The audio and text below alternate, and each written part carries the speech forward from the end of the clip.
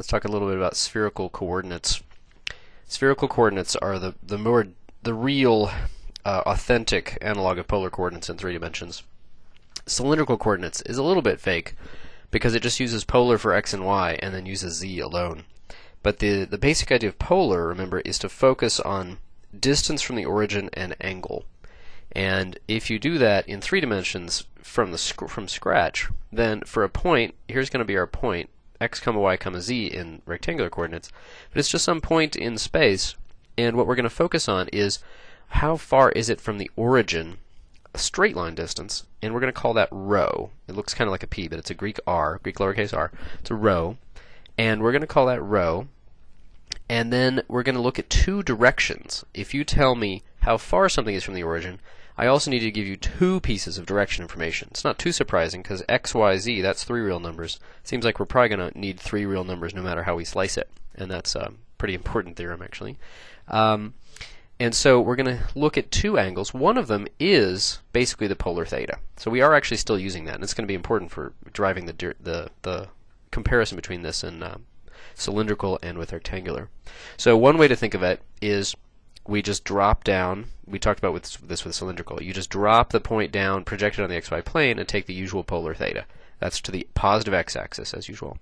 Or you can think of taking this whole open page of a book and talk about the angle between that and the xz plane. Any way you slice it, the theta is just the polar theta. That's not the new thing here. The new thing besides rho is phi, which is called the polar angle. And so we think of z as pointing towards the North Pole, and phi comes down and gives you the angle between the positive z-axis and the direction pointing straight to your point, right out here. So it's very closely related to the latitude and longitude, phi and theta, on a sphere, on like the Earth. The theta is basically the longitude. The phi is 90 minus, or pi over 2 minus the latitude. The way that geographers work is they start from the equator, which would be on the xy plane, and they go up. The way mathematicians and physicists generally work is to go down from the z-axis with the polar angle. It's equivalent information. It's not a big deal. You just have to watch out what you're using. Speaking of mathematicians and physicists and engineers as well, here's the annoying thing. Lots of people switch the 2 letters phi and theta. Some people use a different style of phi where it's actually like a slash through it. That's not a big deal. It's just a way to change the style of the letter. But a lot of people switch the meaning of phi and theta. They'd use theta for the polar angle and phi for the other angle. In the spherical world, this is called the azimuthal angle. So let me make some notes about that. So phi, phi. See, there's that phi again. That's the other kind of phi. Or for some reason got an absolute value. Or that one. Those are both ways to write phi, and that's equal to the polar angle for us. And then the name of that other angle, the usual theta from polar coordinates. So this means North Pole. This refers to the North Pole, not polar coordinates. Lots of opportunities for confusion, but you get used to it real quick. Theta is called the azimuthal angle, and that's the north, south, east, west kind of angle. If you're standing here and you're saying, I want to fire my piece of artillery at this point, you're going to need to know, is it north, south, east, or west? That's the theta. And then am I going to point it straight up? Well, that's pretty stupid to fire a gun straight up.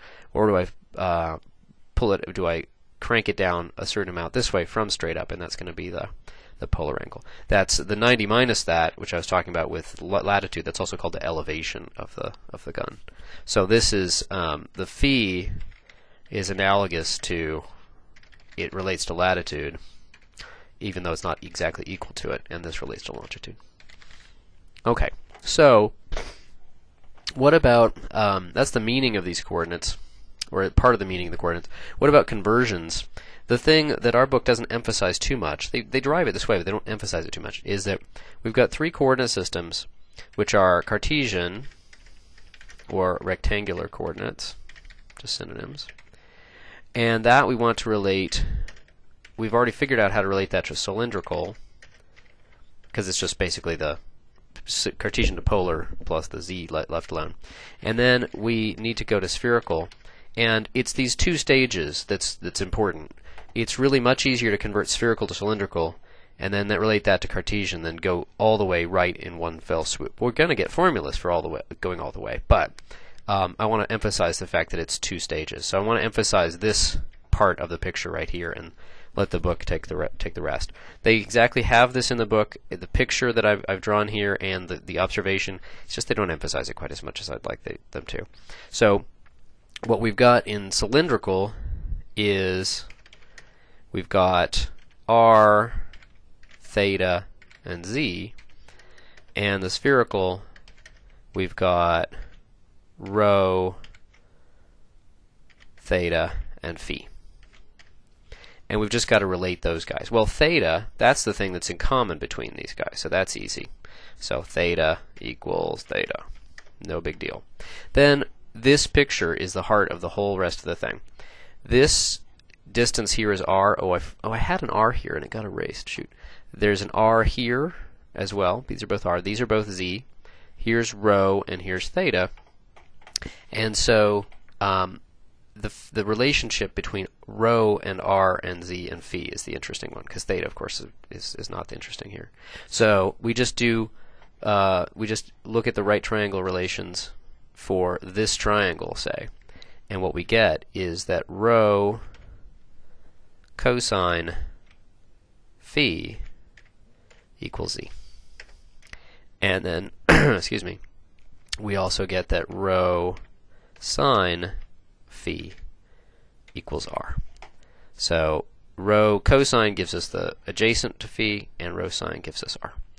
And that's pretty much it. Okay, that's how you would go from spherical to cylindrical. Well, what about going the other way? Well, we just do Pythagoras for that right triangle, and that says that r squared plus z squared equals rho squared. And if you want to get phi, then there's various ways to do it, but for example, tan phi is going to be r over z. And there's going to be various styles for that particular one. And that can be a little tricky with making sure you're in the right quadrant, things like that. But it's not too bad. So these are really the core of going from between cylindrical and spherical, and then you just go from cylindrical to Cartesian the usual way to get the full conversion between spherical and Cartesian. For example, rho squared being r squared plus z squared, but we know r squared is x squared plus y squared, and we get this, which we could have derived from the three-dimensional distance formula. It's just the distance squared to the origin, but I like to do it in these two stages. Okay, I think the book will handle all the rest of the details, but I wanted to get that emphasis out. Thanks.